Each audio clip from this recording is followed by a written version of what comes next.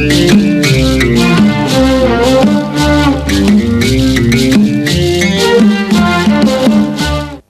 faithful listeners to Freely Speaking will remember that we had the privilege a year or so ago of interviewing in Geneva Sheikh Al-Hajj Ahmed Deedat, who is president of the IPCI, that's the Islamic Propagation Center International, in Durban, South Africa.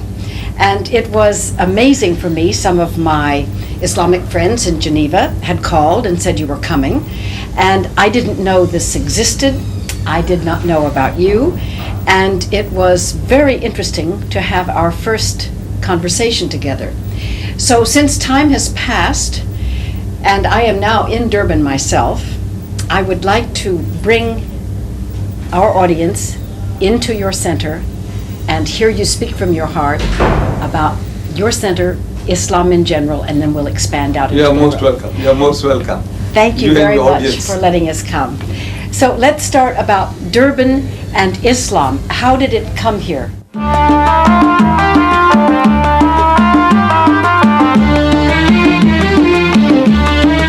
Muslims that touched the shores of South Africa were Muslims who were brought here by the Dutch. You see, when the Dutch people conquered Indonesia, those Muslims were fighting for their freedom. They were captured as prisoners of war, and they were shipped to the Cape of Good Hope and sold to the white man as slaves. Then when the British conquered Malaysia, those Malays, Muslims, were fighting for their freedom. They were also captured as prisoners of war, and they were also shipped to the Cape of Good Hope for the white man, and sold to the white man as slaves. For 300 years, those early Muslims, first Muslims, have touched these shores, and they have been under pressure from the Christians to Christianize them. But after 300 years of hammering, that group of people, they have become one of the most militant Muslim communities in the world. That hammering, instead of softening them, had hardened them as steel.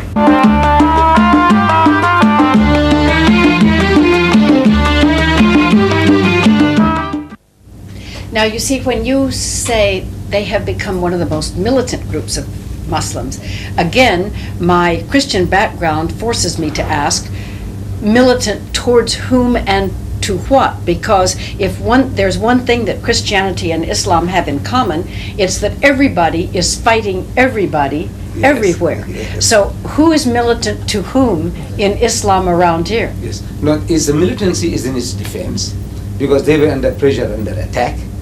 You see, the white man managed to change his names, surnames. They are almost all these people that are called Malays in this country today. Malays? They're called Malays. Aha. Malays, like Malaysia, Malays. Though they were originating in Indonesia and in Malaysia, they are all called Malays. Right. Now, that community of people, you see, because they were under pressure, the defense mechanism was also, it was not as soft, they were militant in their defense against the Christian missionaries. Yes. And that type of psychology remained with them. That was the one group of Muslims, and another group of Muslims came from the Indo-Pakistan subcontinent. Now they came to this country because they were starving in India. So they came looking for a livelihood. So they settled down mostly in Natal and the Transvaal, and the Malays mostly in the Cape, because that's where they were taken in the first instance. I see. So the white man managed to change the names of these people. They all carry Western names. Like you'll find a Muslim name, it's a Yusuf Hendricks, Abdullah Fenter. So what is Fenter? What is Hendricks? What is Smith? So he says, no. These were our slave masters. They carried the names of the slave masters, exactly as in America. Exactly the same way. Same thing happened here. Yes. But now with this difference, the 300 years of hammering that the Afro-Americans received in America, it changed them all to Christianity. This 300 years of hammering in Southern Africa made them better Muslims than the Muslims at home.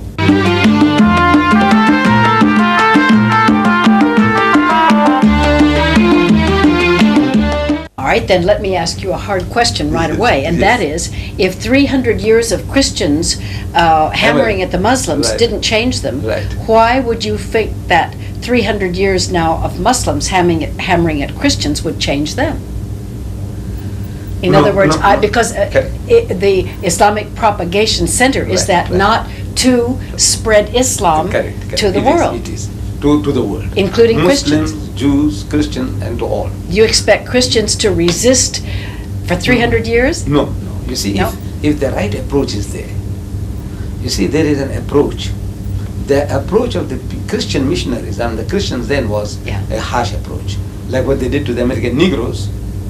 In America, same type of treatment was given to the Muslims here.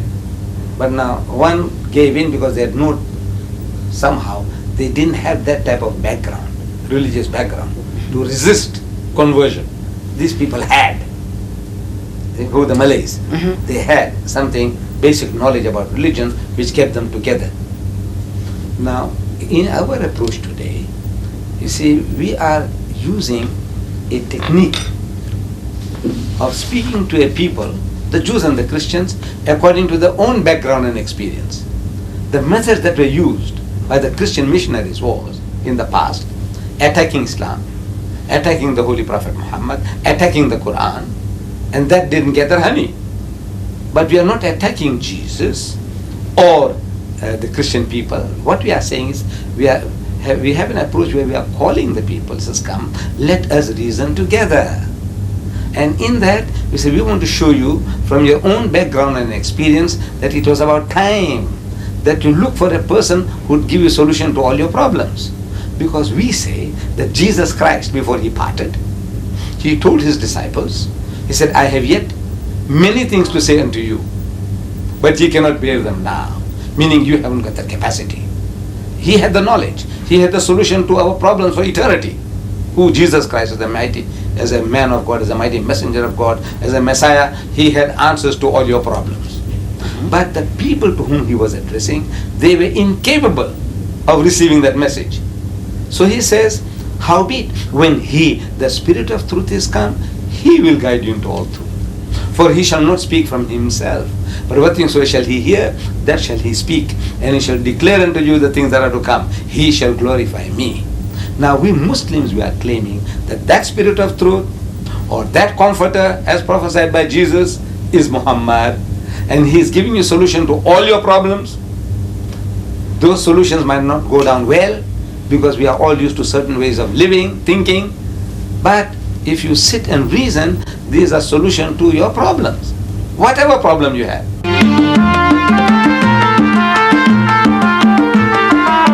Example, in South Africa, the biggest problem we have is race. And throughout the world, the biggest problem of mankind is racism. And Islam not only speaks about the fatherhood of God and the brotherhood of man, it gives you solution to your problem, how to solve it. It lays out a system. Whereas everybody else talks. Fatherhood of God, there is but one Lord, he created us all, and we are all his children. That is talk. But how to create that brotherhood? In Islam, we have a system. Now the system is, you see, 5 times a day, the Muslim is made to come together. Yes. In what is called salat, prayer. So when they gather together in the mosque, they use the same taps for ablution, they use the same towels for wiping the faces, and they stand shoulder to shoulder, no gaps left between the rich and the poor, the black and the white, or whatever. They all must stand shoulder to shoulder. Because the Holy Prophet Muhammad has said that when you stand up for prayer, you must not leave gaps for the devil to get in between you and your brother. Now the devil he was talking about was not the guy we see in the art gallery in Durban. If you go to the museum complex, you see there in the art gallery beautiful paintings by great artists. Among them there is one huge painting of a beautiful woman with wings. And she's got a wand in her hand. That magic wand, W-A-N-D. A wand. A wand. Wand in her hand.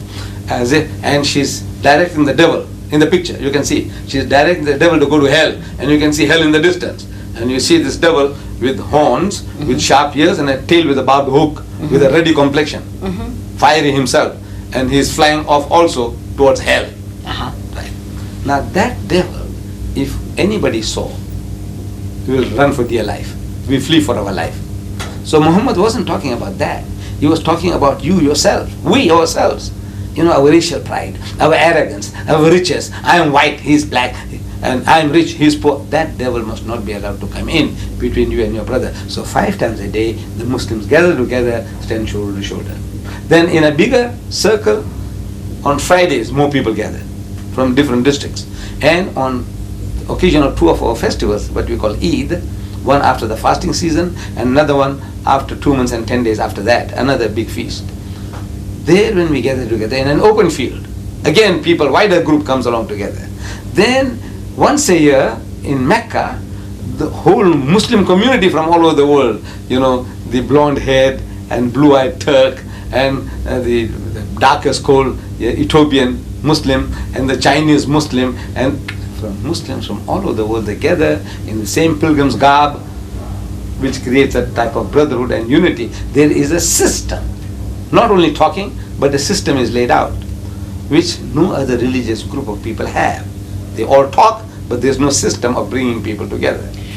But still, if I may say, and we're engaged in an academic exercise, right. But Christianity, Judaism, Islam, right. Hinduism, right. These are systems, one way or the other, perhaps not as elaborate as Islam, right. But they are systems of people coming together to worship what is one God, with the exception of Hinduism. Right. Perhaps they have more. And yet, when you quoted the Bible, you said, and yet he who comes after me... when he, the Spirit of truth, the Spirit of truth. Okay. Yes. If you translate what Christians call the Holy Spirit right. into the same thing that this is known as, in other words, a little bit towards the mystical idea, right. Then in the mystical idea of what he who comes after me, if each one of us can practice our formal parts of the religion, but be inspired by that invisible and nameless, absolutely, there's no way one can explain, or the experience of having experienced the living presence of the Holy Spirit, does that not go beyond your practice and my practice and the practice of our neighbor? And doesn't that unite us in an invisible world toward this thing that you call Allah and I call God? You see, it sounds very nice, beautiful. But mankind, he needs simple, straightforward directives. For example, now, you are a good-hearted person. You in your heart and mind might have no racial prejudice whatsoever. You can cultivate that. But the billions of the world, now mind how much you talk about love thy neighbor as thyself.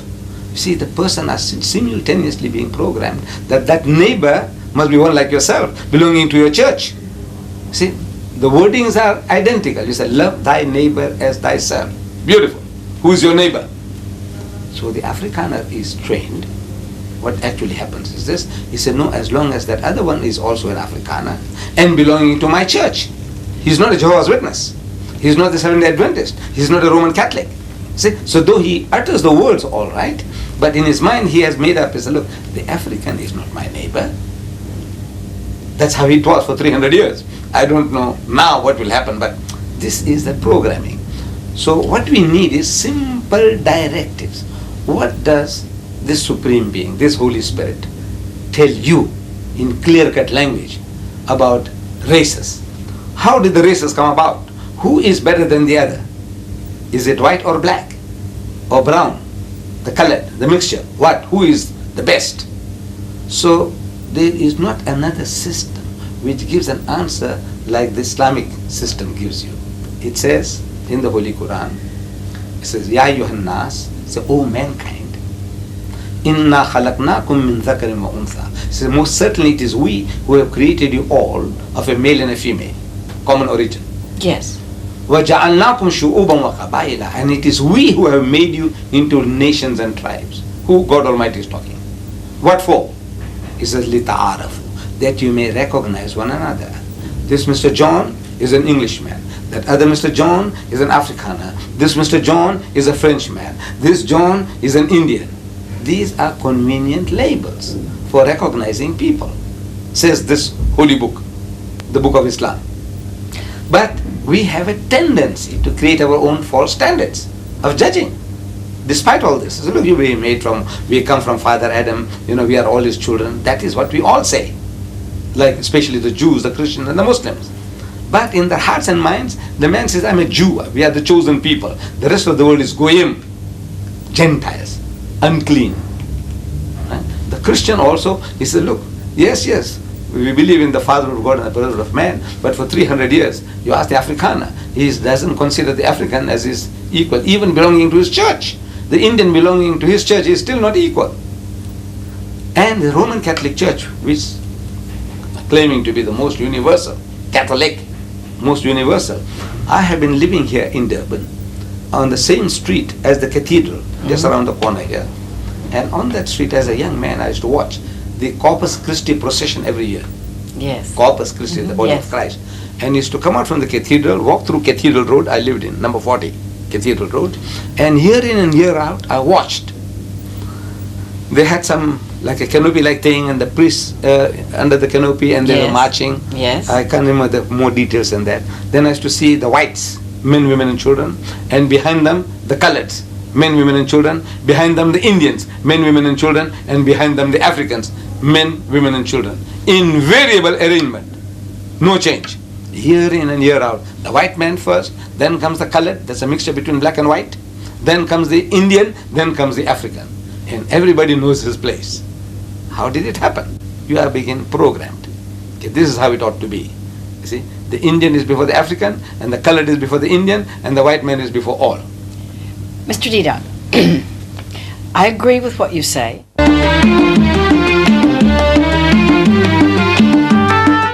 In Islam, all men are brothers and everybody is equal. I'm going to accept that totally at face value.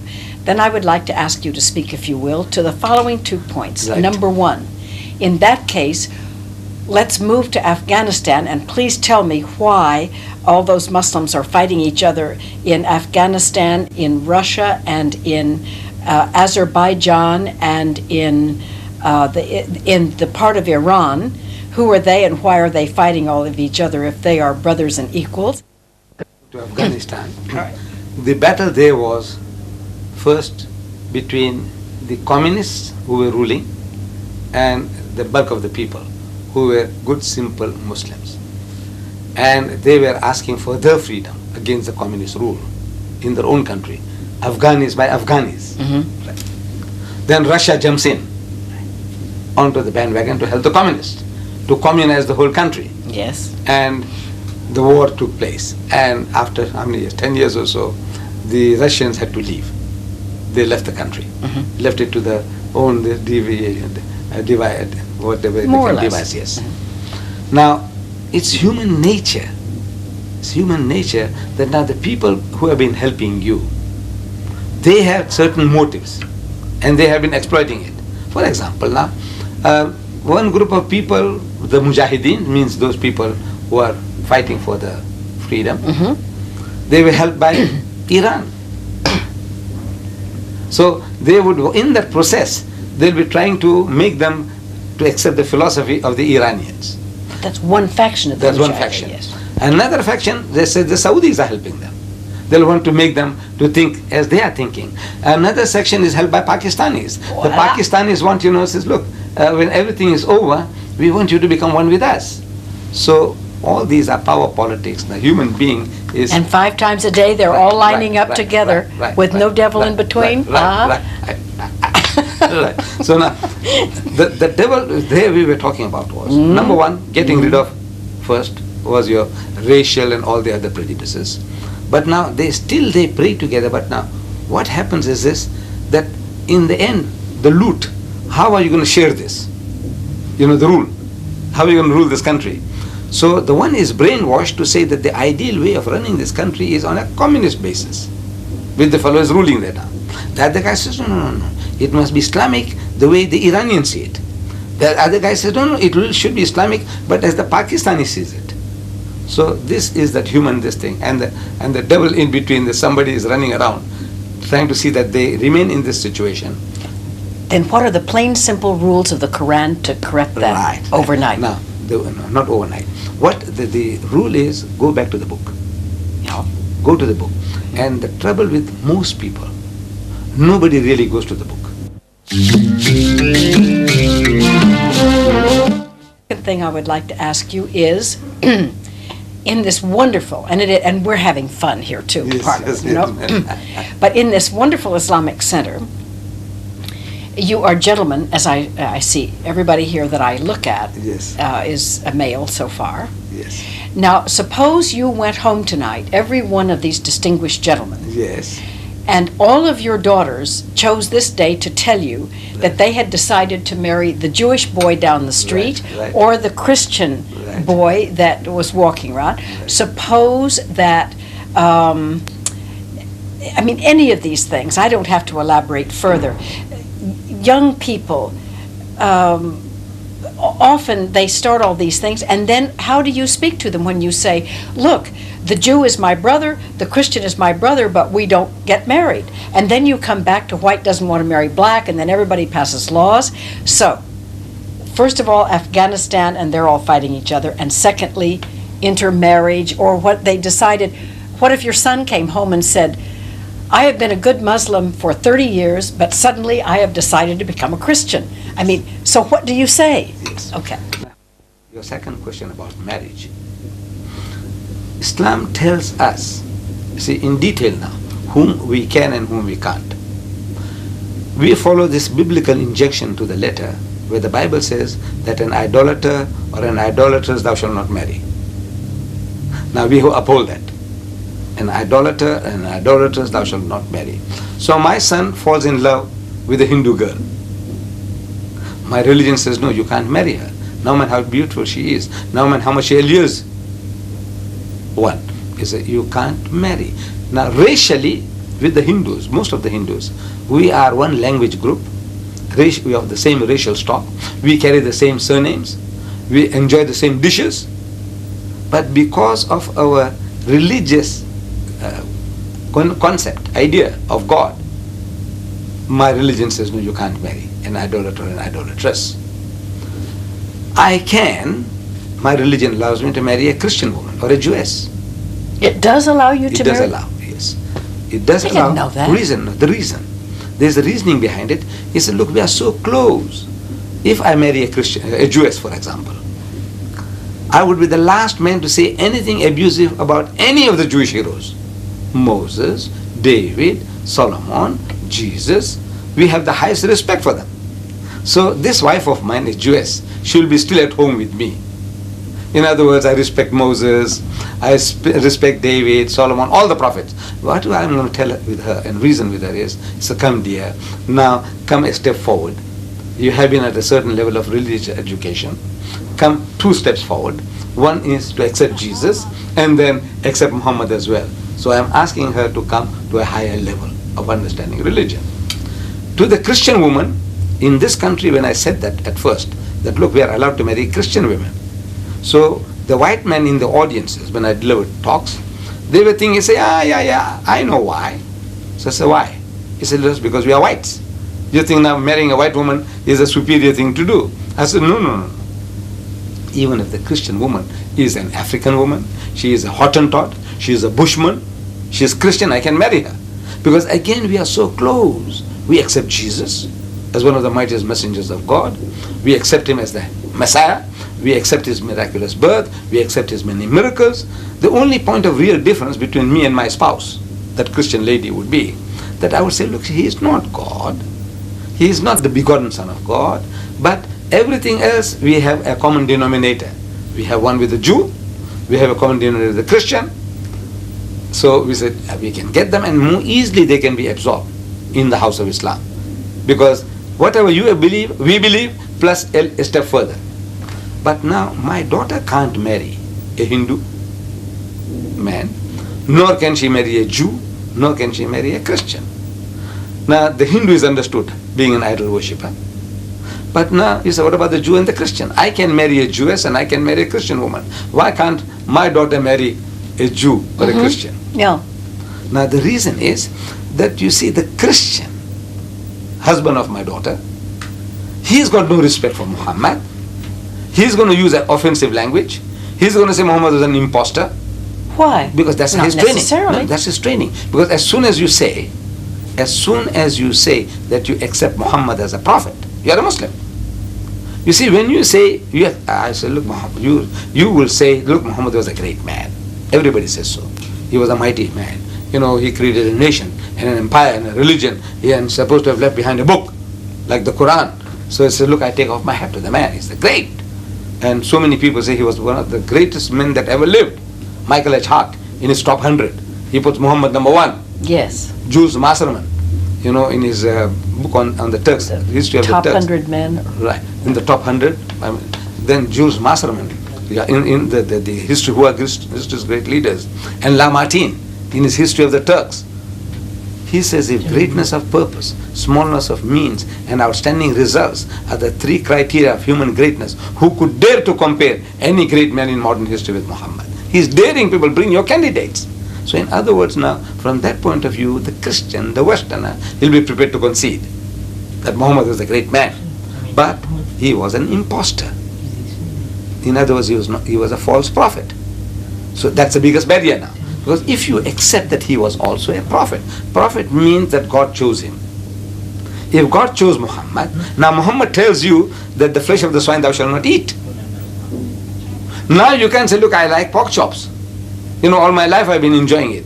He said, look, this man is a prophet of God and is authorized by God to tell you now, don't eat the pig, don't drink alcohol, no promiscuousness, don't dance or court or date women. So at every step now, if you believe in this man, that he is a prophet of God, you have to listen to him. It's not just a word saying, I believe he is a prophet. It means nothing. When you say he is a prophet of God, what does it imply? It means that he is chosen by God. Now if he is chosen by God to guide you, to tell you now according to your capacity now, that you are not to touch alcohol, you are not to take interest, you are not, whatever he tells you, it becomes binding on you, which you are not prepared to accept. Who? The Jew or the Christian.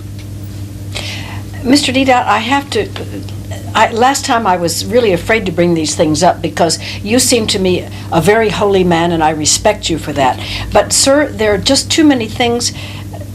I mean, everybody is so human, and you must know that there are people of great Islamic tradition, particularly we see them in Geneva, it just happens to be a place where many come, who do not observe one single one hardly of the things you said, and they're pretty famous Islamic people, and then they go back home and they put on the raiment or they respect the things only at a certain period in time. Now, I'm not saying that you have a monopoly on the hypocrites, because Christianity is absolutely full of them, and I suppose every other religion is too.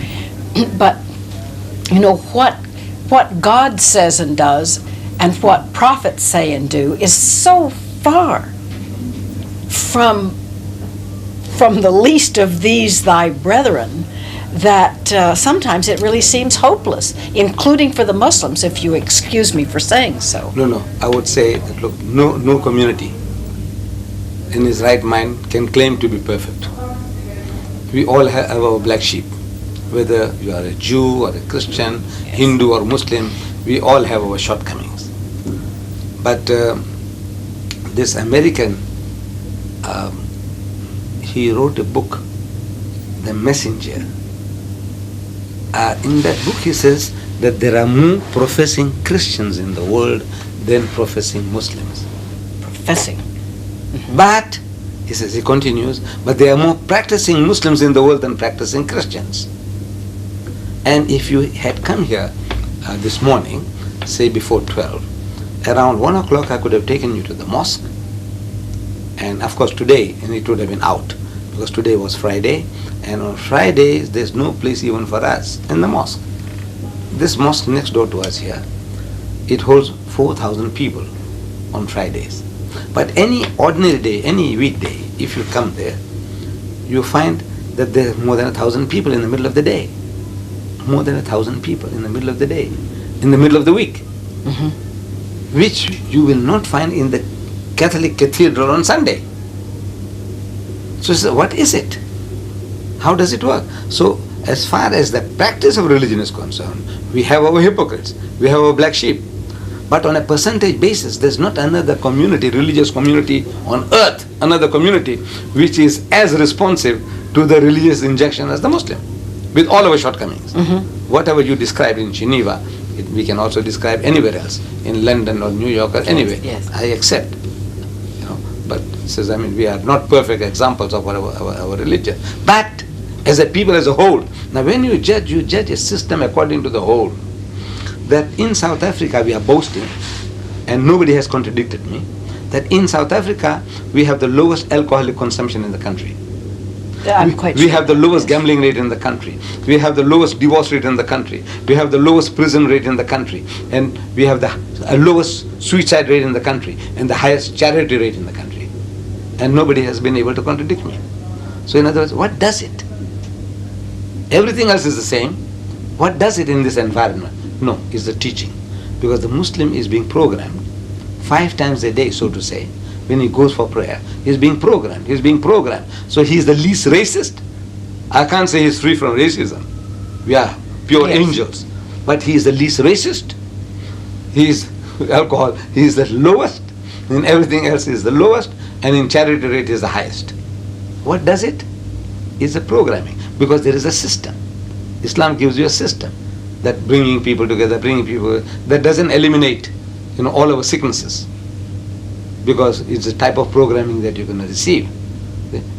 And it's only the superficial contact with religion which is creating this. Superficial.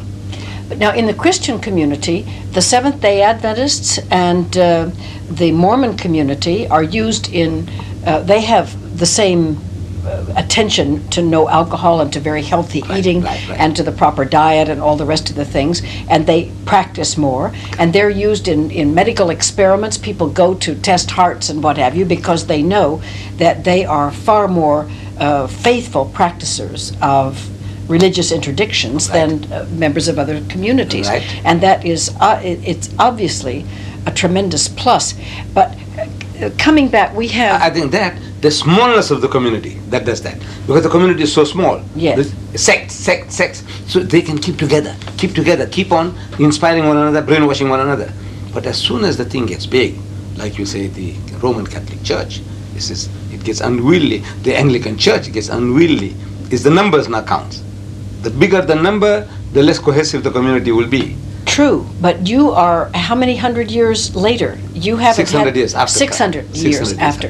So perhaps it could be projected or suggested that in Islam you've got 600 more years to go before even Islam will start to be. It could be the same as these other religions, which get a little bit watered down. Which brings me back, if I may, to 2 points. We have 12 minutes to go. Yes, ma'am. I'd like for you to finish about you said the daughters could not marry outside, but the sons could. Not to all, except to Jews and Christians. Yeah, okay. The good women among them. And so then I would like to know about the children. If you married a Muslim lady and if you marry a Christian, how does Muhammad teach about the children of those marriages? And then after that, I would like to know about what the religion says about converting, about becoming missionaries for Islam as the Christians have become missionaries. If you could speak to those 2 points. Yes. You see, with regards to the marriage, you want to know... what happens, what does Muhammad teach about the children of these... Now, in the house of Islam, the children are automatically the fathers. They follow the father's religion. So in other words, now, it's understood at the back of the mind that if I even marry a Jewess, I'm going to try and convert her. And every Muslim in the family, everybody is interested. Say, why, what's wrong? Why aren't you becoming a Muslim? If I married a Christian, everybody, if I'm a young man, my father, my brother, my mother, everybody is, and the neighbors, everybody is, keep on, eating the life out of the person. Why, what's wrong? What's wrong, Mary? Why aren't you becoming a Muslim? What does that? So, that is the attitude of the Muslim was to bring them in and convert them. The children automatically, they will be following the Muslim religion. In the house of Islam, it was never expected that we will be in a state of minority anywhere at any time. The attitude should be that the religion as preached by God through Muhammad would prevail. So in other words, now automatically we'll all become Muslim. So as such, we'll be all following the same rules and regulations. That is the idea. But now, in Western society, it is not so. So there is a danger. I marry a Christian lady, and I have a few children. But in case the marriage breaks up, marriage can break up between a Pakistani and a Pakistani, a Saudi and a Saudi, and there will be more reasons why it should break up between a person from another culture and another religion. There are more chances of the marriage breaking up. Yes, that's absolutely. So if that happens now, according to the Western law, the woman takes the children with her. So I lost her. Motherhood, you see. So my children are gone. So my Fatimas and my Khadijas and my Muhammads are going to church. Because now suppose now you with that lady and you go back, where do you go to? To your aunties and your grannies. And your aunties and grannies are going to church. So you take my children along with you. So over a period there will be a brainwash into Christianity. So the dangers are so great that I say, look, although there is a scope for marrying Jewesses and Christians, I am always telling to people, I say, please don't take a chance. Don't tempt providence. You see, you're playing with fire. You know, this is going to come as a big surprise to you, but the Christians are saying the same thing to their children. Right? No, they have a right. And so the Jews. Right. It's true, yeah. Where is an act of, I say, look, self-preservation. You make a law, the Roman Catholic makes a law. I am not opposed to that. What I am saying is that, look, Islam is the religion that is destined to be the final religion of mankind. Reason. You see, it's the latest and it caters for all your problems. That's what I said at the beginning. Like, for example, you are an American, aren't you? You are an American. Now, I just come from America. Yes. In November I was there. And I came across certain statistics that there are in America today 7.8 million more women than men. If more women than men. If every man in America got married, there'll still be 7.8 million women will be sitting on the shelf, waiting for husbands, which they'll never get. To start with. As if nature is taking revenge on the West, giving you more women than men, 7.8 million. And of the manpower you have in that mighty nation, 25 million are sodomites, gays. You call them gays. 25, another 25 million women who can't get husbands. I don't know how many million that is, but they say something like million. 10%. Is that 25 million? I wouldn't know, ma'am. Yeah, it will be about 25 million sodomites, gays. Yes. Then 98% of your prison population is men. Then man gets cold feet for so many reasons. You see, he wants to marry, and when you show him a bride, and he gets cold feet for some reason, it doesn't tell us why. But he gets cold feet, he backs up. But a woman, even if she's frigid, she wouldn't mind somebody giving her protection in marriage. For marriage of convenience maybe. Look, says feed me, clothe me, house me. It's all right. I give in to the man, for his pleasures, but she's prepared to marry, even a frigid woman.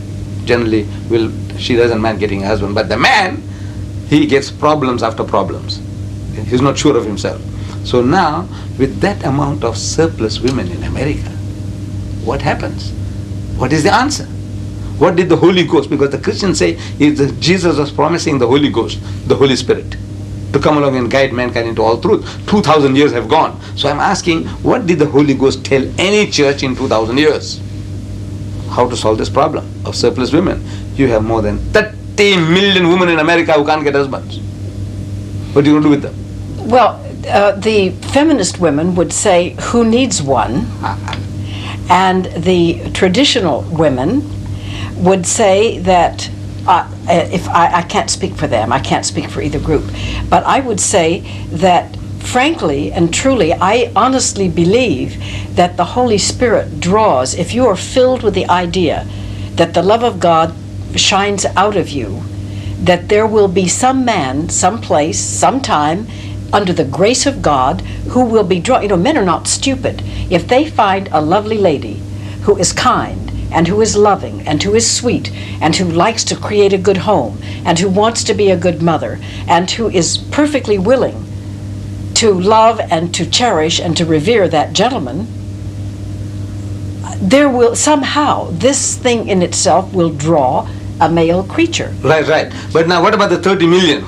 Suppose in a perfect, with this all the men that are there who are, we haven't discounted, as sodomites, as prisoners, and so on and so on. So there will still be 30 million women. If all those men get married, they find a brides, the ideal brides.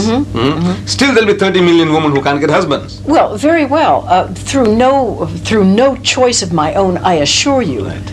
It was necessary that I become divorced.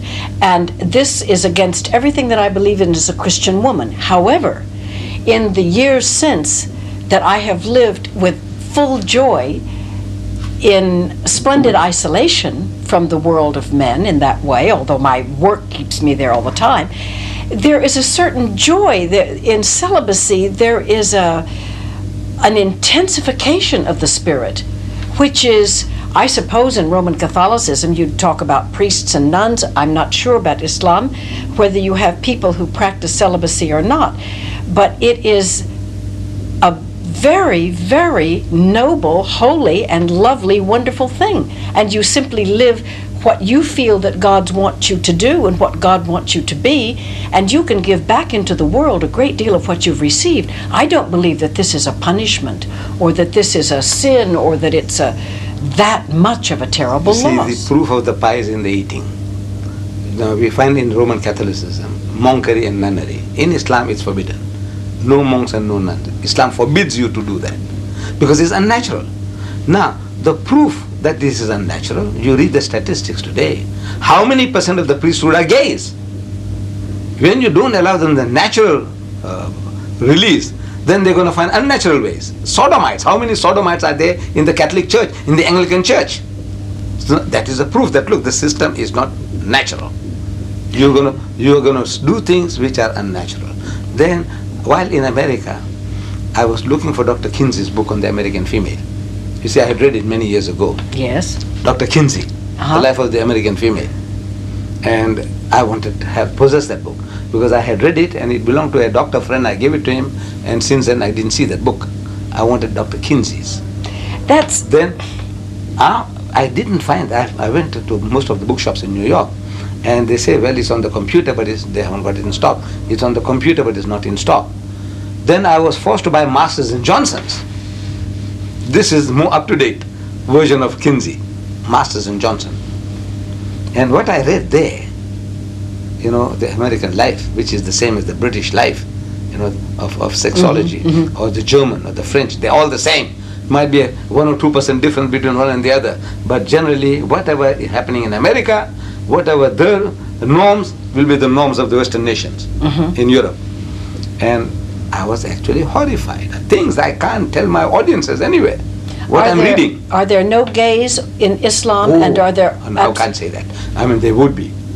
See, we said this, no nation is an angel, an angelic nation. So we'll have our rotters, we'll have our black sheep, but now in the West, it is becoming the norm. You see, it's the person, if your son is gay, you're not ashamed of it anymore. In the house of Islam, everybody is, it's the most terrible thing. If my son was. No, in conservative Christianity, it is an abomination that says it's biblical. Right. There's a guy who preaches. You see, but now the guy who's practicing it, like our friend Swagai, and all the tele-evangelists. Look, they were just caught out lately, one by one, a whole lot of them.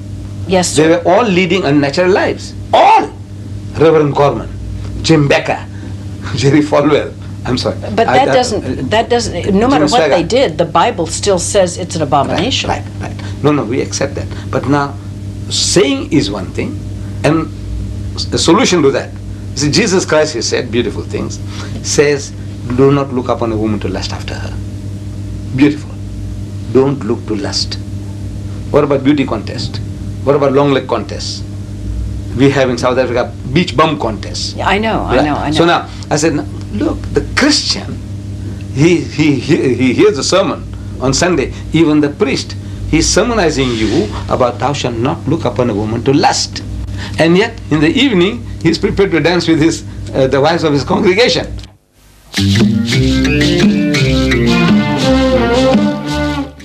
Tell us your solution to what you have described as the, shall we say, curse of America, or this big problem of America? An opportunity, I would say.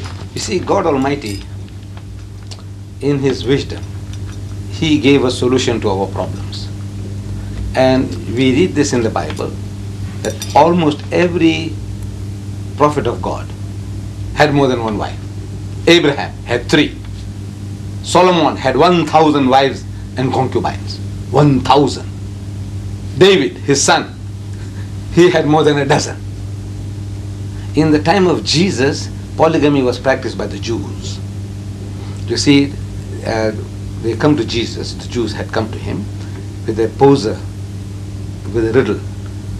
They were asking him, he says, Master, there was a woman among us who had 7 husbands, according to a Jewish practice, that if one brother died and he left no offsprings behind, then the second brother will take her to wife and try to, I think they call it levirate marriage. Yes. So, according to that system, 7 brothers, they went through this one woman, one after another. And in the end, the woman died and the 7 brothers died. So, they came to ask Jesus that while they were alive, there was no problem because it was one by one. But they want to know from him that at the resurrection, which guy is going to have her, because they all had her here. That means 7 brothers had this one woman. Now we can't imagine that among the Jews, the 7 brothers were waiting in a queue for a brother to die before taking over the woman. Surely they had their own wives. See, they had their own wives and they were trying to do the duty simultaneously to this woman. And they failed. And another brother failed and another failed. Polygamy was practiced. In the whole Bible, there is not a single verse anywhere against polygamy. Jesus Christ never uttered a word about polygamy. Little wonder that he said, in my last interview I told you, that he said, I have yet many things to say unto you, but ye cannot bear them now. Howbeit, when he, the Spirit of truth, is come, he will guide you into all truth. All truth means all your problems, solution to all your problems. And is this a defensive role because the Prophet Muhammad had many wives, or is this? No, this is a natural answer to a natural problem. We didn't create it. In America today, as I said when I visited the country, I discovered that there were 7.8 million more women than men. If every man in America got married, there'll still be 7.8 million women who can't get husbands. And in the city of New York alone, there are 1 million more women than men. In the city of New York alone, 1 million more women than men. If every man in New York gets married, still be 1 million women who can't get husbands. Is polygamy a practice here in this Islamic community? No, hardly. It's hardly being practiced. It's what? It's hardly, rarely. It's a rare thing. But this is a solution to a problem. We are not offering this as a tonic to the world. You have a problem. Britain has a problem. Germany has 5 million more women than men. Germany. In Britain, soon after the war, I'm reading that there were 1.6 million more women on the east coast of England alone than men. You have a problem. With the 7.8 million women in America, without husbands, then of the males in New York, 1/3 are gays, sodomites. All right. Then in the whole country, 25 million sodomites, gays. In other words, another 25 million women who can't get husbands. Plus the 7.8, you have another 25 million. Then your prison population, 98% are men. That means, again, they are discounted. Then, I was telling you jokingly, but I think there's many serious things I said in jest, that men get cold feet for so many reasons. I know. I've been trying to get guys married, and I know what happens. Everything is fine. He's jovial, he wants to, and then at the last minute, the guy gets cold feet. He doesn't tell us why. Maybe at the back of the mind, he can't make the grade. He doesn't make a fool of himself. So he finds some excuse of getting out of it. So man, so many reasons. But the woman, even if she is frigid, she'll want to have somebody to give her protection. I arrived here on just before President de Klerk's speech. I immediately read all of the newspapers and listened to the radio, the TV, and what have you. And of course, one heard everything about the point of view of the ANC, which is a political organization, UDF, PAC, and one heard the point of view of the government, and this was in every front page everywhere. there was practically no mention whatsoever of the opinions of either the colored community, the Indian community, or the Islamic community, and there may be others. Correct. I could not find really almost even a reference to it. So, my first question on this subject: where is the Islamic community in politics in South Africa today? You see, as numerically, the Muslim counts for nothing. The Muslims count for nothing. for nothing. Oh, is that so? How many? Because we are less than 2% of the total South African population. Oh, I less see. than, and then this 2%, less than 2%, is divided in South Africa according to the apartheid laws. We are divided into two major groups. One group is called Indian Muslim, and the other is called colored Muslim. You see, they have divided the Muslims again into two sections. Mhm. That less than 2% is further divided by the laws of the country into two other groups. One is called colored. They call them Malays. They are coloreds. They go as coloreds in this country according to the South African laws. And the other, because most of us originate in India, Pakistan, we go as Indians. So now as Indians, we are shunted together with the other Indians, see, who happen to be 80% of the population, Indian population. So the Indian is a minority, and in that minority the Indian Muslim is 1/5. It's a minority of a minority in South Yeah. Africa. So numerically we don't count anything among So why mention you? that's one of the main reasons. Then the Malay, he's counted as a colored. So among the colored community, he is also a minority. Colored is a minority. It's a bigger minority than the Indian. They are almost about 3 million coloreds, mixed between black and white. Among them, the Malay is also counted as a colored, but he is called Malay. But Malay means he is a colored, it's a Malay Muslim with a colored identity. When you just say colored alone, it means a Christian colored. I see. And the Malay is a Malay colored. You know, for racially he is a colored, he carries a colored identity card, but religiously he is a Muslim, so they call him Malay, and the other Muslims here we call us Indians. So as such now, the Malay will have to start voting according to that colored group, whatever their votings are, you know, so they have this party and Conservative Party and Nationalist Party, so they start voting for them. And among the Indians they have the Solidarity Party and what, all the NP, whatever they call them, they vote for that. So in other words, there is no other way that we can make our presence felt. But the Muslim, we believe that we have solution to the problems of South Africa. Which way? You see, when there's an identical situation that is prevailing in South Africa at the moment, where there is a huge black power and there is a huge white power, and they are in confrontation. They both are playing a game. I hope that, you know, something good comes out of this. There's some sincerity on both sides and there is peace. Because if they both start going warring, then the rest of the community, we small people, will all get smashed in this battle of the giants. But now the solution is, an identical situation prevailed in Medina when Muhammad went to Medina from Mecca, you know, when he had to make his flight. When he reached Medina, in Medina there were two tribes, Aus and Khajraj. These are the names, Aus and Khajraj. And they were also warring. Like here, the black upon black. The black man killing black man because, you know, you belong to a different political party. The killing is going on continuously. Similar thing prevailed among the Arabs. One tribe killing the members of the other tribe over little things. Until Muhammad set his sacred feet in Medina and he offered them the book, the Quran. This is God's revelation to you. This is the rope of God. This is the rope of rescue. You hold this and be saved. So the Aus accepted Islam and the Khajraj accepted Islam. They held on to this rope and peace prevailed. So Islam has a solution to the problems of black and white, because this is only, there's a tug of war is going on. What can we get more? The white man wants to get the maximum from the black man, and the black man wants to get the maximum from the white man. It's natural. But now to do justice, we said, you see, both the people, they need Islam, the African and the Afrikaner, because Islam is the only religion which tells us, it said, look, we are all human beings from the same father, and a common form of worship that we get together.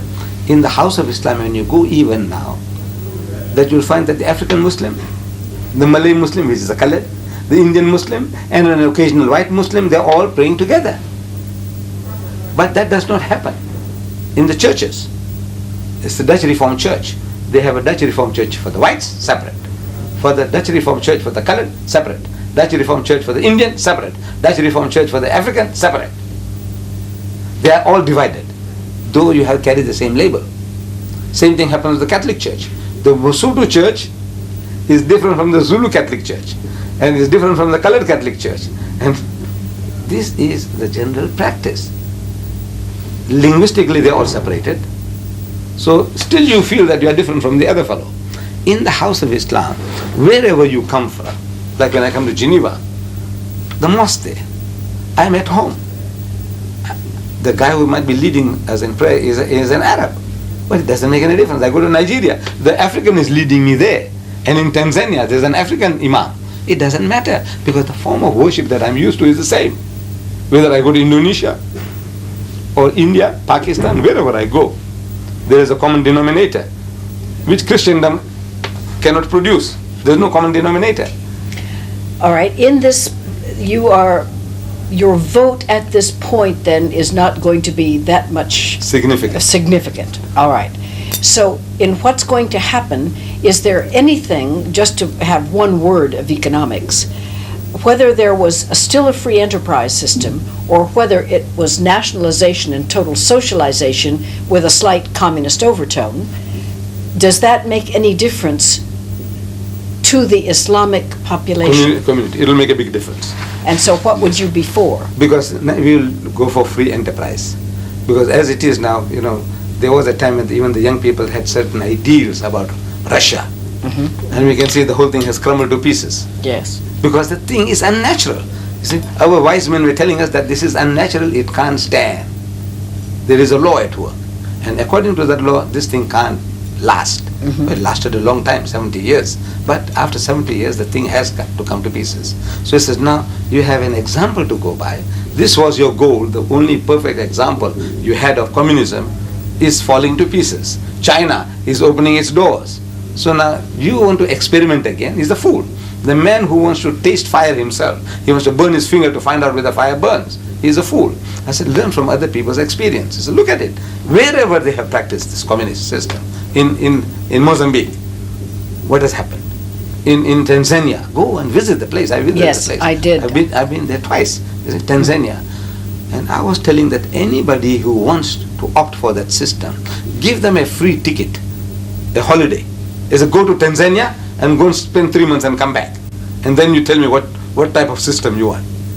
Whether it is Mandela or anybody who talks about that system, I says, give them a free ticket to Tanzania and let them come back. With that economics, and that's all, we'll touch on that. So Yes. This community would opt for the free enterprise system. Groups of the UDF, ANC, do any of them have any particular attitude toward Islam that would compare? For instance, I brought one of your folders here. Yes. There are some things that you say about the Zionists or the Jews, Right. which are very, very, very strong. Yes. And before we speak about that, I would like to ask if there are any of these other groups or the Christian groups who say anything that strong against Islam in this country. No, you see, there is like an unwritten policy of this Christian country to see that everything as difficult as it is possible for them to make for us. Mm-hmm. But there is a freedom of religion in this country, which I have to take off my hat to, which is second to none in the world. Freedom of religion. Is that in so? this country? Freedom of religion to preach. You see, freedom of religion. As a young man, I was reading the communist constitution, and so Article so and so tells us, and I read it, and that there is freedom of religious practices and anti-religious propaganda. I'm quoting. Mm-hmm. Freedom of religious practices and anti-religious propaganda. So I thought, well, look, we both have a fair chance. Mm-hmm. But I didn't understand that it says freedom of religious practices. That freedom is given to you, but not to preach. And anti-religious propaganda. While the 4,000 Muslims are going into the mosque for prayer, the guy outside can make a noise and say, hey, these fools, look what they're doing. This is how they pray. They can make a mockery of it. But I can't come out and say, hey, look, man, come inside and I will tell you, how to get peace. But the system that we are following, it's a one-sided deal. It's one-sided.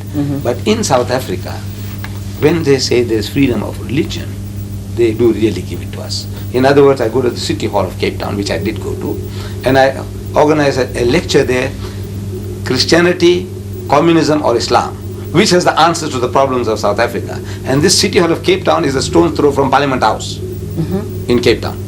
And I delivered a lecture to a packed audience there. Christianity, Communism or Islam.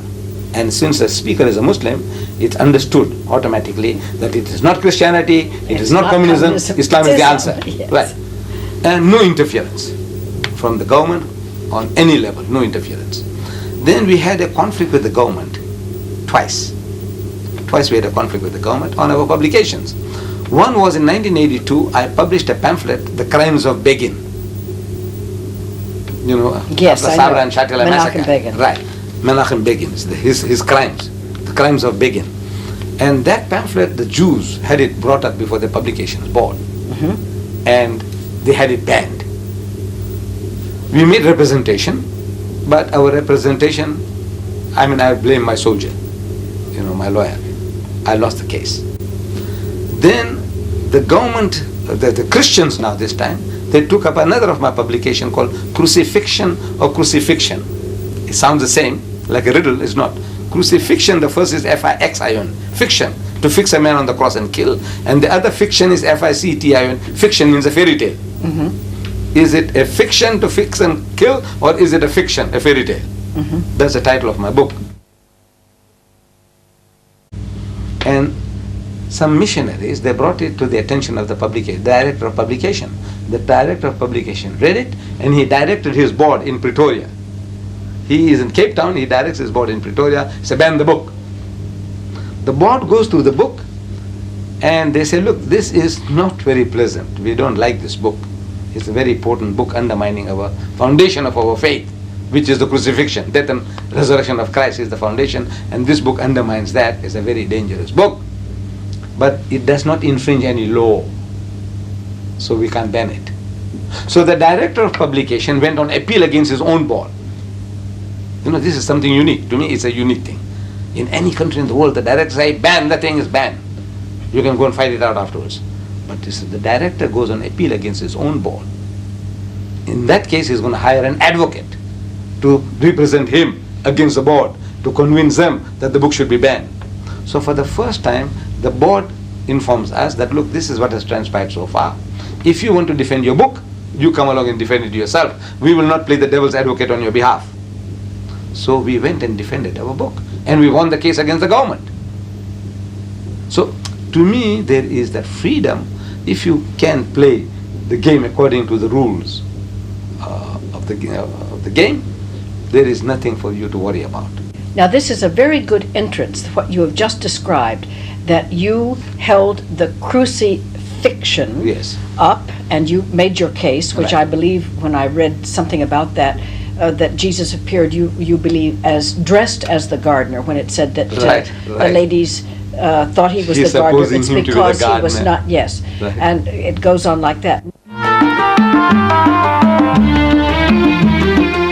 You have said that in the name of freedom of speech, even though that was an abomination unto Christians, they allowed you and you won your case.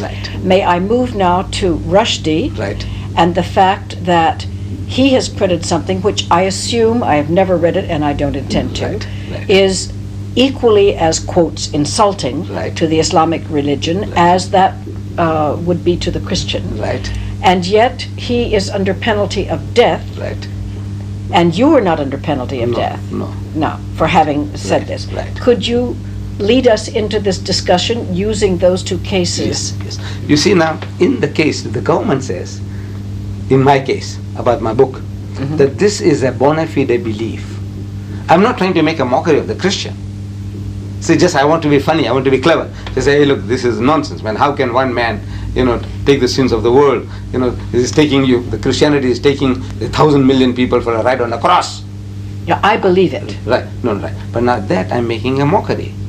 There's a law in the country, you are not to sneer at somebody else's religion. What I was telling was a bona fide belief, because my book says, وَمَا قَتَلُوهُ وَمَا صَلَبُوهُ, which means they didn't kill him and they didn't crucify him. My book says that. This is my belief, a bona fide belief. So as such now I'm expounding it. If it goes against you in that case, I just can't help it.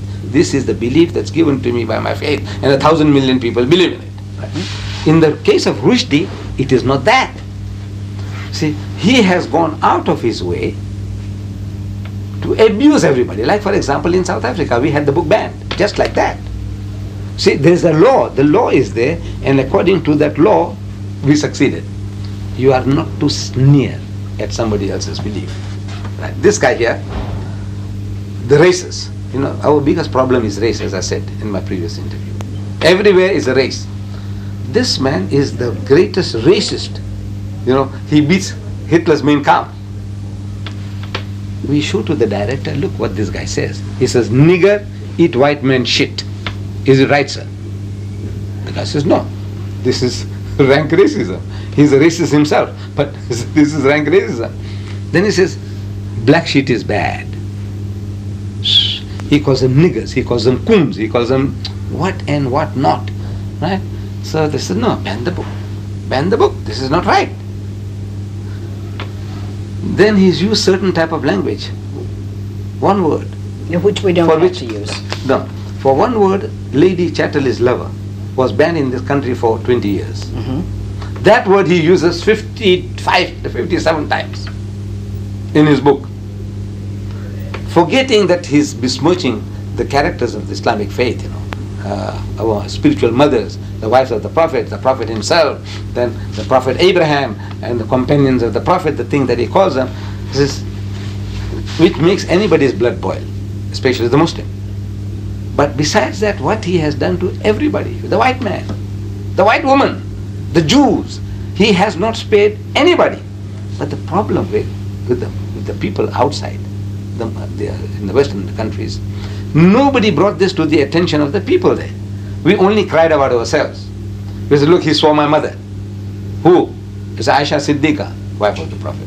Where is she? She can swim. He said, no, she's dead. So how long? 1400 years. So does it hurt her? The guy's making a mockery of it. See, it's a mockery now. This does it hurt her? Now you're making a mockery of it. But now if I turn the tables, it would be different. I said, sir, I've told the people in Britain, I went around on a lecture tour. I'm telling them, I says, what he says about Mrs. Margaret Thatcher? So what does he say? So I said, he calls her torture. Full stop. One word sentence. Torture. Then he says, Maggie the bitch. Maggie the bitch. 3 word sentence. Maggie the bitch. I said, is it right? I said, you people should have gone to Mrs. Thatcher and says, Ma, with an open book, the satanic verses, says, Ma, look, this fellow is calling you a bitch. Is it right, Ma? But maybe you can take it. You are great. You are the Iron Lady. 2 years nothing. But what about the feelings of your dear son, Mark? Somebody calling him son of a bitch. What about his feelings? What about your daughter, Carol? What about her feelings? Shh, the book would have been banned. You know what he does to the Queen? He cohabits with her in the book. He makes tender love to her and he joins with her. But Mr. Deedat, if I may say so, yes. You see, as a Christian, right. Professing and believing, Christianity and everyone connected with it have been reviled by so many people, right. So much literature, and so many people in the world, that not only do we have mud of every kind of description in the world thrown on Jesus Christ, thrown on the church, thrown on individual Christians, martyrs, anybody else. Right. It doesn't, it sheds off your back like water, because you expect it of anyone for any reason that they choose. And the second thing is, as Christians, we are then called upon, no matter how vile the treatment, to the Christian religion or to the Christian himself to arrive at the point where we can express total forgiveness for that person, because if there is a God who says, "Judge not lest ye be judged," even though we all do it every day 25 times, right. we are called upon to rise above this and even to pray for that man, that God in his own wisdom and infinite way through the grace of the Holy Spirit will touch that man, whether he's Islam or whether it's Judaism or what, that person who is reviling, first of all, his reviling against us isn't going to hurt him, but when that guy gets in front of God Almighty, at least in the Christian religion, he is in far bigger trouble than anything we can do on earth. Right. And even if we killed this man, and now I'm coming to to the sentence of death. Yes. Even if we killed this man, in a sense, in a pure Christian sense, we are interfering with the law of God, because God himself, in his infinite wisdom, will judge him. Even if Rushdie had done that, and if the book never got published, if he had written it in a closed room and no one had ever read it, God himself would still be the judge of Mr. Rushdie. So having said that, you appreciate what I mean when I say, as a Christian, it's very hard to get so worked up about it, no matter how awful it is, when we've been experiencing that for 2,000 years. You see, and so have the Jews. Islam has said terrible things about the Jews. They've said it in your literature, that they are absolutely, some of the things are what they're doing now at the moment, the way they're behaving, so worse than the Nazis. Well, but some of the things you say about them are things the Nazis said about the Jews. If it is true, you see, if it is true that they are doing the things worse than what the Nazis did, then if it's hurting the guy, me speaking the truth, is it true that if the guy who doesn't pay taxes in Palestine, in Gaza and the West Bank, that person is thrown out of the house, they confiscate his property, and they bulldoze the house? Is there any country in the world that does that? If you don't pay the tax, they catch you and take you to jail. Yes, out here they bulldoze shacks in townships, and people have been for not kicked paying out taxes. of their home. Listen, there are laws in the United States, if you don't pay your tax. No, condemnation, or they condemn property and so on. That is a different thing. Then you compensate them. You say, look, this building we need. We want to demolish this, so we want to make a highway. Yeah, I'm not defending that. For public, this thing is, look, here is a compensation for that. But this is the person who doesn't pay the tax. You kick his wife and children out. You take his fridges away. You just can't imagine. You break people's bones. I got films. All right, I agree with that. All of that is terrible. Now, when I tell you, I said, you are doing something worse than what the Nazis did to you. You should be the last people to behave like that, because you went through hell. I sympathize with you. And now you are doing the same thing and worse than the Nazis. So now, if it hurts you, I say it's just too bad. But now, am I speaking the facts or lies? I give you proof from your own writers. Okay, but what about Islamic people? And I would bring in Christians if I could. No, who have done terrorist acts and innocent people. Culpable. If you catch the terrorist, according to the rules of your country, you have every right to do what you like. If you say, look, there's no death penalty in Israel. There's no death penalty. Death penalty. Right. Okay. No, it's not my fault. That's your law. But to me now, if that guy killed innocent children, if I catch him, I'll hang him. You see, but you say, no, there's no death penalty. So what, you put him in life prison? So that's your business. That is your law. But that is not the law as given by God. The law of God says life for life. But now we're coming back to Rushdie. But that's Jewish law too, an eye for an eye, tooth for a tooth. Right. So now, if you don't want to follow your law, that's your business. I can't force you to follow your law. But now we also have a law that for certain blasphemies against God and His messengers, the punishment is death by crucifixion, or by hanging, or by chopping off the hands and feet from opposite ends. Very cruel. But now, treason, to us this is treason against the Ummah. Ummah means the community, the religious community. You have a law, treason against the state, for which, you had the Nuremberg trial.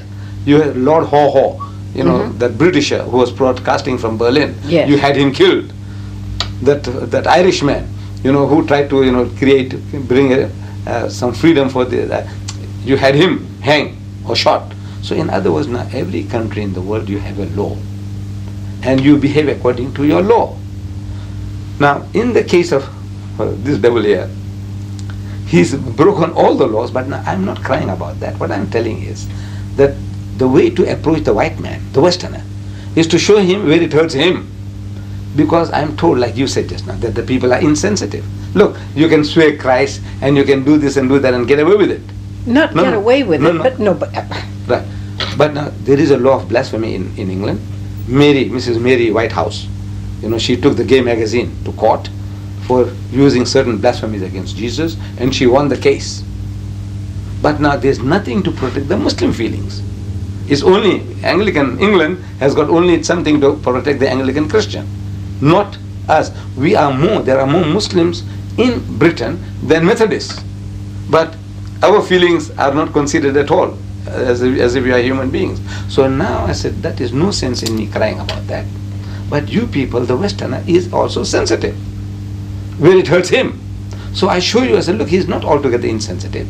About religious matters, the bulk of the people are irreligious. So it's only a name. You are Christian, you only fill census forms. Mostly you say you are a Christian. But in your hearts of heart, you are not a Christian. You are a Christian in the sense that you are not a Muslim, you are not a Jew. In that sense, you are a Christian, but in your hearts and mind, it has nothing to do with your practical life. Generally, this is what I see. So now I must show you where it hurts you. So I'm showing you. I said, look, you people are highly sensitive people. You see? Because my people say, we're also saying, these British are insensitive. I said, no, they are not insensitive. You try and say certain things about them, and they'll break your jaw for you. Don't try. But you have to tell him what? He said, look, sir, open the book. The very first page of Satanic Verses. He calls Londoners. I was in the city of London, in the Royal Albert Hall.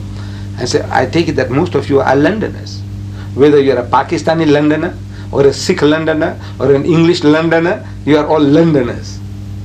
They say, yes, we are all Londoners. I said, he called you Londoners bastards. First page. You feel anything?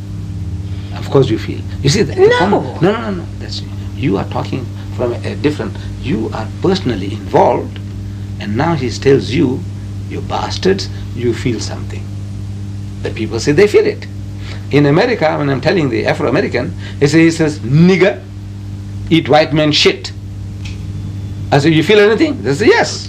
He calls you coons, he calls you your own ooga booga and what. Do you feel anything? He said, yes. While I landed there in America, the same day I buy the USA Today. And what I find, that in Houston, Mr. Westmoreland, he's somebody like a general. General Westmoreland? No, this man is like a mayor of okay. Houston. Uh-huh. So there was a discussion about this fellow, that Afro-American who went to Ethiopia and the plane fell for the United Nations and he died. Yes, I remember that. You remember him. So now they wanted to name the Houston airport after his name, Leland. Leland. Yes. You see? Leland. So they want to make it Leland International instead of Houston International. So this man, Westmoreland, said, why not call it Nigger International? And the whole of the Afro-Americans. Well, they should have. That's exquisite bad manners. It's awful. Look, they call me Kuli here, and I laugh it off. So they call you nigger there, so I laugh it off. I said, something serious. They call you Uncle Tom. I says, no, it's something serious. I didn't know. So they call you Uncle Tom, so what? You become Uncle Tom? No. It depends on the person, the one at the receiving end. How does he feel? So when I'm presenting it to this guy calls you such and such, how do you feel? He calls you Americans. I dare not say what he calls the Americans. You see? What he calls the British. But everybody hates the Americans. Everybody. No, even then. You know that the whole world hates. But if I use that word, you see, if it was your son, though he's doing religion, he might punch me on the jaw. Do you know what they say about this program? The people that don't like it, they call it terrible. But now, personally, you see, it's not personal. You see, it's impersonal thing. The program is rubbish and like this and like that. People can say anything about Ahmed Deedat, but when it comes to something personal, talking about your mother, talking about your wife, your sister, your daughter, then the man reacts. And if he punches you on the jaw, he is justified. You see? So now I only have to remind the British, this is what this guy says about you, sir. This is what he says, you American, this is what he says about you, sir. And everywhere where I went around, they are 100% behind me. He says, no, this is not done. This is not done.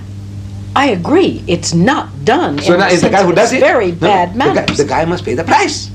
So I said, look, maybe you see now you have cultivated yourself into a type of mentality. You have heard so much things thrown at you.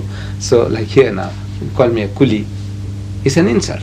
Are you saying coolie? Coolie, yes. Coolie means a laborer. Literally. Yeah, like the Chinese coolie. And here, Okay. the Indians were brought here for indentured laborers cutting sugarcane. So they call them coolies. They call them coolies. Right. I see. So I didn't know out that. of that, every Indian becomes a coolie. You see, in the eyes of the white Okay. man. All right. Every Indian. So there was a time when I used to react. But now I reached a stage now, so I said, you are also coolie. See, now I'm a bit clever now. I said, you are also coolie. I said, don't you labor? See, I said, well, that's what it means. You are a laborer. But I know when he says coolie, he's trying to hurt me. And then it hurts. You see, the word itself is nothing. Like the Englishman calls the Afrikaner in South Africa, boere. Boere means a farmer. They are farming people as a whole. Mhm. There's nothing wrong with that. But when the Englishman says boer, at the back of his mind, he's backward, a rustic. That's what he's saying. You know, a simpleton. That's what he's saying when he says boer. Well, So look- the meaning, the word, there's nothing wrong with the word. But when you are uttering it, it conveys certain meanings. Same thing to the Afrikaner, he calls the English people Ruinek. Ruinek. Ruinek means rednecks. oh, Ruinek. Ruinek. Yeah. Yes. Okay, redneck. In Afrikaans it means rednecks, Mhm. meaning you are all softies. You go in the sun a little and you get red in the Get neck. red you in know, the head. like the Red Indians call you Pale face. pale face, and you call them Red Indians, right? I don't know whether there's any sting in the word pale face, but now in this No. word, no. But in the word Ruinek there is a sting. In the word Boera there is a sting. In the word Coolie there is a sting. Now because there is a sting in it, it stings, it hurts. It's not because there is a sting. When you utter it, you want to hurt me, so it hurts me. Sticks and stones may break my bones, but words can- will never No, hurt. that's a philosophy. No, look, it's true. It's a philosophy, but even so, I'm people call wasps, Right. white Anglo-Saxon Protestant. Right. I'm a wasp, Right. and everything about the wasps is Yes. bad. They Right. sting. Right, They do right, all this right, business. right. Everything is bad. Now, if I spent the rest of my life Right. huddled in a corner, crying or afraid to walk out Yeah. because God borned me Right. a white Anglo-Saxon Right. Protestant, Right. I would never go out. I wouldn't do anything. Right. I can still love the people Right. who don't like the program and who Right. call me a wasp Right, and who right, don't like right, older white ladies or Right, whatever you call it, Right. or call me a prude, Right, right, or right. call me.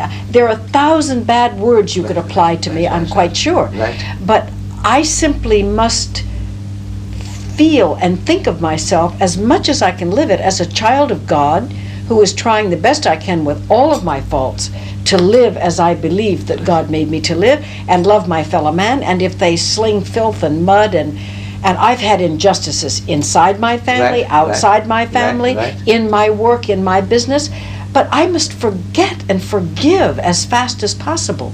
Do you not feel that God, as the Mohammedans, Muslims see him Yes.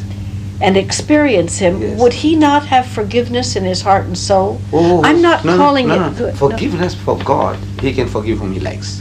Ah. Right. But now, without the law, you see, we say we have no right to forgive. For example, a man commits murder.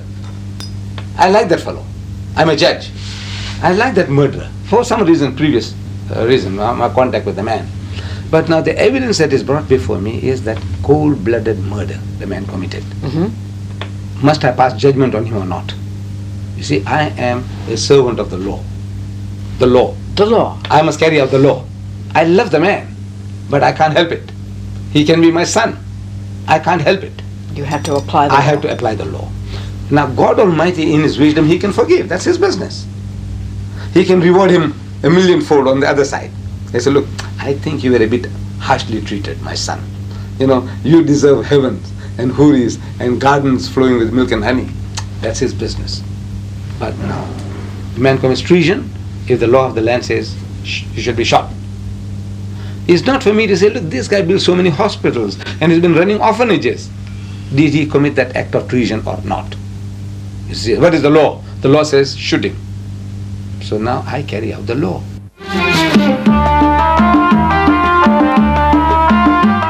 See, and all those people in South Africa have people outside the country Right. who committed treason and they committed murder. The Afrikaners, or the white South Africans, have a hit squad of some kind that Right. and Yeah. those men committed murder. Right. Now, would you, under the laws of Islam, would they all be put to death, or would one side be forgiven and the other side not be forgiven, or would they all be amnesty? I think, you see, because to me, if I look at it, that this was a war. Undeclared war between the two. Yes. So as such, to me, this was war, and now we have come to the war has come to a halt. We says forget about the past and let's reconstruct the country on a new principle of forgive and forget. So I mean, you would that's wipe out both sides? Both sides I would wipe out. Because if I said, if you have to punish the one side, you must punish the other side. And there's no end to it. There won't be any end to that. So recrimination carries on, and it can still lead to further bloodshed. So with all let's assume for a moment, and this is assumption, I'm not making accusation, let's assume that there were X numbers of murders committed on the outside revolutionary side and X number of murders committed on the inside white police squad. Everybody should be equal and they should all Just be... forget about the thing and carry on from here now. But Mr. Rushdie should be executed. Oh no, his is a different case altogether, because now he is not repentant at all. He is going on further and further. He wants to broadcast this further, Yeah. more and more. This is greed of gain. You see, 40 people have already paid with their lives. 40 Muslims have died. So many women have been widowed, so many children orphaned because of his pen, poison pen. How? I didn't know that. How did they... In India, in Pakistan, you didn't hear about the protests, marches, and they were shot down because now they are marching onto the British embassy or they're marching onto the American embassy. see what you So mean. the government now is forced to say stop it, and the guys are worked up. They want to go and march and lay the protest, so they're shot by their own governments. But 40 people have given their lives for this one man's mischief. Okay, but look at all the hundreds of people that gave their lives on both sides for the ANC, and I'm just using that as an example, it could be the others too, and the white hit squads. Women and children in supermarkets and 40 Muslims have died. Yeah. Rushdie, he is in safety, he's enjoying having a jolly good time with his millions, and he is unrepentant. He said, look, he has done something that is right. So he said, look, this guy, he is more dangerous to me than Hitler's armies. We have been visiting today with Sheikh Al-Haj Ahmed Deedat, president of the Islamic Propagation Center International in Durban, South Africa, on the 16th day of February 1990. Thank you. I'm sure we could go on for another hour or two with all of the things that we have. But thank you, Mr. Deedat, for the time you have given us today. God bless. Good night.